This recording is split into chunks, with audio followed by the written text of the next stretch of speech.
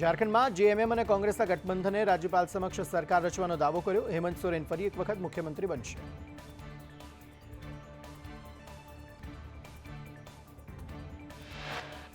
હેમંત સોરેન ઝારખંડના મુખ્યમંત્રી પદના 28 નવેમ્બરે શપથ લેશે. રાહુલ કેજરીવાલ, મમતા સહિતના દિગ્ગજ નેતાઓ હાજર રહેશે. ઝારખંડમાં જેએમએમ ગઠબંધનની બેઠકમાં લેવાયો નિર્ણય.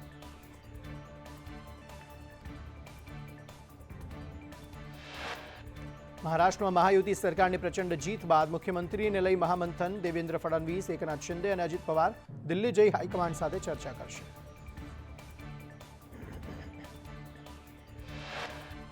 મહારાષ્ટ્રમાં મુખ્યમંત્રી સાથે 2 ડેપ્યુટી મુખ્યમંત્રીનો ફોર્મ્યુલા લગભગ નક્કી. મુખ્યમંત્રી શિંદેએ કહ્યું કે એ નક્કી હતું કે જે પાર્ટી સૌથી વધુ બેઠક જીતે તેના મુખ્યમંત્રી બનશે.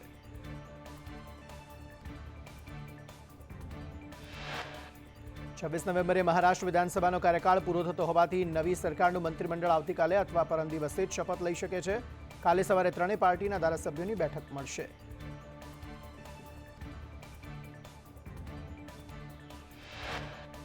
મહારાષ્ટ્રમાં એનસીપીના ધારાસભ્ય દળની બેઠકમાં અજીત પવાર વિધાનસભાના પાર્ટી નેતા ચૂંટાયા. મંત્રી છગન ભુજબળે કહ્યું, ત્રણેય પાર્ટી સાથે બેસીને મુખ્યમંત્રી નક્કી કરીશું. અજીત પવાર પણ મુખ્યમંત્રી પદ માટે યોગ્ય ઉમેદવાર છે.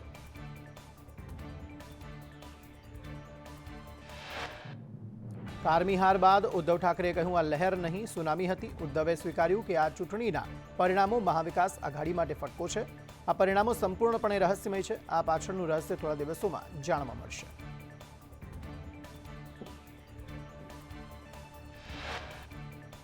ઉદ્ધવ ઠાકરે એકનાથ શિંદે પર કટાક્ષ કર્યો. કહ્યું, શિંદેને હવે ફડણવીસની નીચે કામ કરવું પડશે. ઠાકરે કરતા શિંદેની શિવસેનાએ 3 ગણી બેઠક જીતી.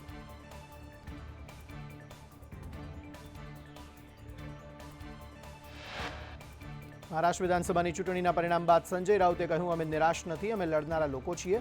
અમે બાળાસાહેબ ઠાકરેના શિવસૈનિક છીએ. મહારાષ્ટ્રના લોકો દુઃખી છે.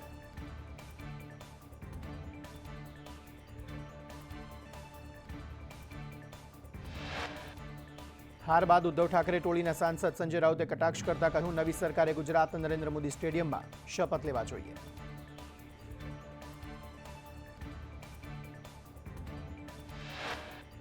મહારાષ્ટ્રમાં રાજ ઠાકરેનું રાજકીય અસ્તિત્વ જોખમમાં. દિગ્ગજ પાર્ટી મહારાષ્ટ્ર નવનિર્માણ સેના ખાતું પણ ન ખોલાવી શકી. ચૂંટણી પંચ માન્યતા રદ કરે તેવી શક્યતા. મહારાષ્ટ્રમાં 128 ઉમેદવારો ઉભા રાખ્યા હતા.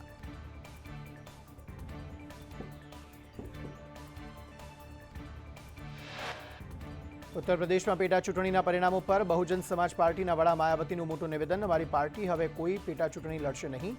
ઈવીએમ દ્વારા નકલી વોટ નાખવામાં આવી રહ્યા છે.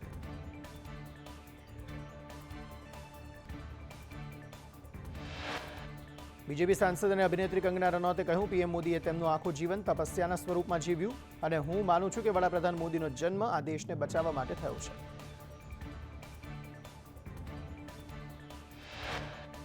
સંસદના શિયાળુ સત્ર પહેલા દિલ્હીમાં સર્વદળીય બેઠક મળી. સંરક્ષણ મંત્રી રાજનાથસિંહ અને જેપી નડ્ડાના નેતૃત્વમાં સર્વદળીય બેઠકમાં ઇન્ડિયા ગઠબંધનના પક્ષના નેતાઓ પણ પહોંચ્યા.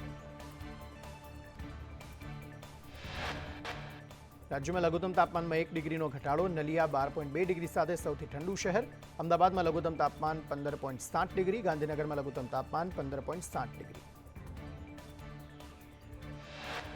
ડીસામાં લઘુત્તમ તાપમાન 14.1 ડિગ્રી નોંધાયું. રાજકોટમાં 14, ભાવનગરમાં 16.9 ડિગ્રી તાપમાન, સુરતમાં 19, વડોદરામાં 14.4 ડિગ્રી લઘુત્તમ તાપમાન.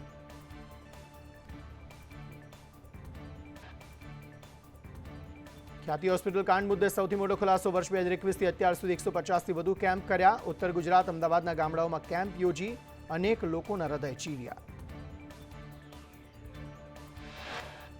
ખ્યાતિ હોસ્પિટલ કાંડમાં પોલીસ તપાસમાં ચોંકાવનારા ખુલાસા સામે આવ્યા. સરેરાશ 20 જેટલા દર્દીઓને સારવાર માટે લાવવામાં આવ્યા હતા.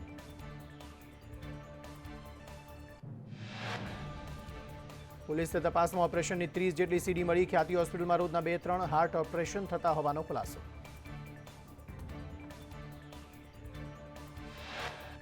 ખ્યાતિ હોસ્પિટલમાં 7 ઓપરેશનમાં 2-3 દર્દીઓના મોત થયા. પીએમજે હેઠળ ચાલુ વર્ષમાં 20 ઓપરેશનના નાણાં જમા થયા.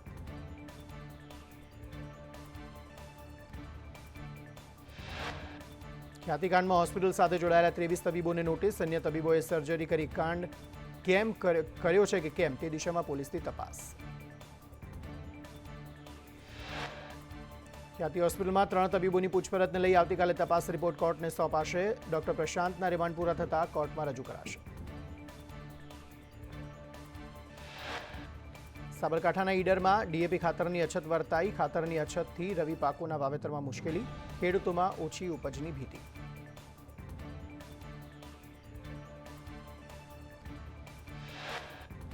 દેવભૂમિ દ્વારકાના જામખંભાળિયામાં ટેકાના ભાવે મગફળીની ખરીદી શરૂ કરાઈ. સૂકી ખેતી કેન્દ્ર ખાતે ટેકાના ભાવે મગફળીની ખરીદી કરાતા ખેડૂતોએ રાહતનો શ્વાસ લીધો.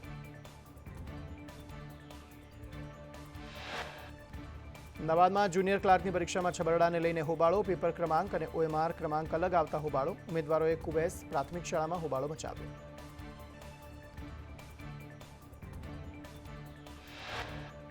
વિદ્યાર્થી નેતા યુવરાજસિંહ પરીક્ષા કેન્દ્ર પહોંચ્યા. પરીક્ષામાં સંકલનનો અભાવ હોવાના યુવરાજસિંહના આક્ષેપ. જુનિયર ક્લાર્કની પરીક્ષા રદ કરવા ઉમેદવારોની માંગ.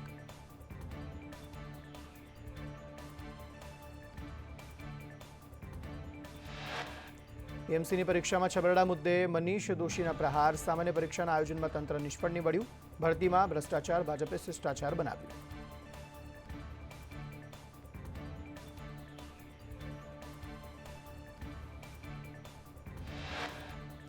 એમસીની પરીક્ષામાં વિવાદ મામલે ગુજરાત યુનિવર્સિટીનું મોટું નિવેદન. આજની પરીક્ષા રદ નહીં થાય કે પુનઃ નહીં લેવાય. ગણતરીના લોકોના વિરોધથી અન્યોને અન્યાય નહીં થવા દઈએ.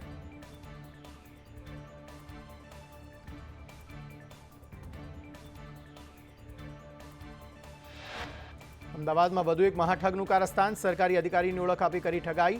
મહેસૂલ વિભાગમાં ઊંચા હોદ્દા પર હોવાની ઓળખ આપી.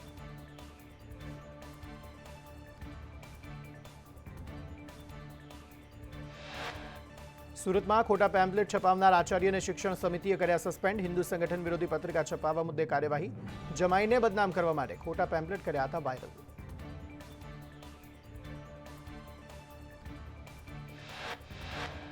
બોગસ નર્સિંગ ઇન્સ્ટિટ્યૂટ મુદ્દે શિક્ષણ મંત્રીએ કહ્યું, મા કામલ ફાઉન્ડેશન સંસ્થાને સરકારે માન્યતા નથી આપી. આવી સંસ્થાઓનો ગુજરાત સરકાર બહિષ્કાર કરે છે.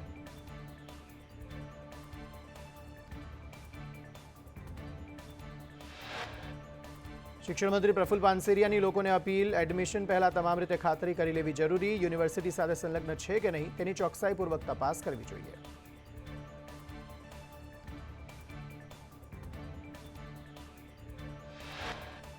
રાજકોટમાં સંદેશ ન્યૂઝના અહેવાલ બાદ સ્પર્ધકો માટે અવ્યવસ્થાને લઈ તંત્ર દોડતું થયું. ગાંધીનગરથી રમતગમત અધિકારીઓએ પહોંચી તપાસ હાથ ધરી.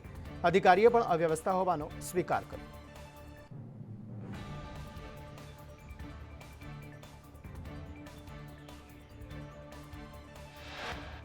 સુરેન્દ્રનગર શહેરના બજારોમાં ડ્રોન કેમેરાથી કોમ્બિંગ હાથ ધરાયું. 2 દિવસમાં 180થી વધુ સામે કાર્યવાહી. અનેક વાહનો ડિટેન કરી ફટકારાયો દંડ.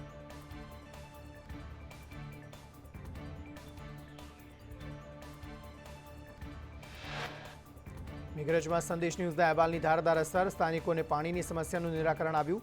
પાણીની સમસ્યા દૂર થતાં સ્થાનિકોએ સંદેશ ન્યૂઝનો આભાર માન્યો.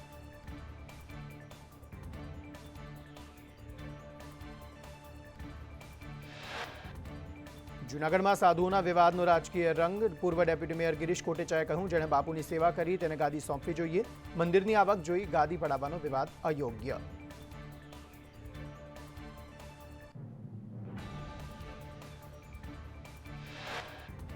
ભરૂચના સાયખા જીઆઈડીસીની કેમિકલ કંપનીમાં બ્લાસ્ટ. સ્કાય ઇન્ટરમીડિયેટ કંપનીમાં જનરેટરમાં બ્લાસ્ટ થયો. ફાયર વિભાગ દ્વારા આગ પર કાબુ મેળવાતા જાનહાનિ ટળી.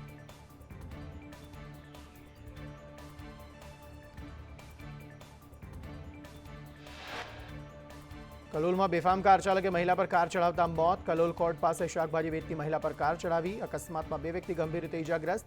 નબીરાની પોલીસે ધરપકડ કરી.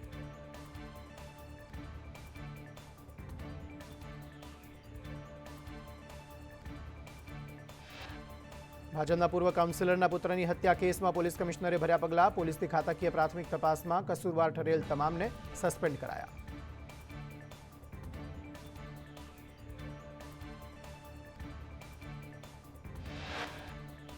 અમદાવાદ સાણંદના મોડાસર ગામમાં હત્યા કેસમાં મહિલા સહિત 7 આરોપી વિરુદ્ધ ફરિયાદ નોંધાઈ. એક સગીર, એક મહિલા સહિત કુલ 7 લોકોની અટકાયત.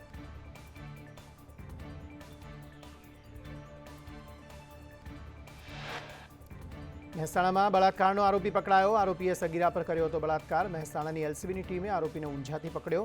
આરોપીએ રાજસ્થાનના ચોહટનમાં પોક્સો કેસમાં તે ફરાર હતો.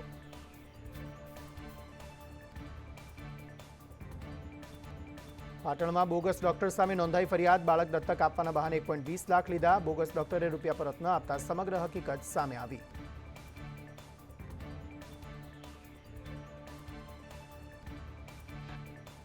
પેટલાદના દંતેલીમાં લૂંટ કેસમાં તપાસનો ધમધમાટ. પોલીસે 15થી વધુ વ્યક્તિઓની પૂછપરછ કરી. પોલીસે 3થી વધુ ગામના સીસીટીવી તપાસ્યા. રાજધાની દિલ્હીની હવા પ્રદૂષિત. આજે પણ બવાના, અલીપુર, આનંદ વિહાર સહિત દિલ્હીના ઘણા વિસ્તારોમાં AQI 340થી વધુ. વિઝિબિલિટી ઘટતા રેલવે સેવા પર પણ અસર. મહારાષ્ટ્રમાં પણ દિવસે ને દિવસે પ્રદૂષણનું સ્તર વધી રહ્યું છે. મુંબઈના કલાનગરના દ્રશ્યો સામે આવ્યા. દ્રશ્યોમાં ઠેર ઠેર ધુમ્મસભર્યું વાતાવરણ જોવા મળ્યું.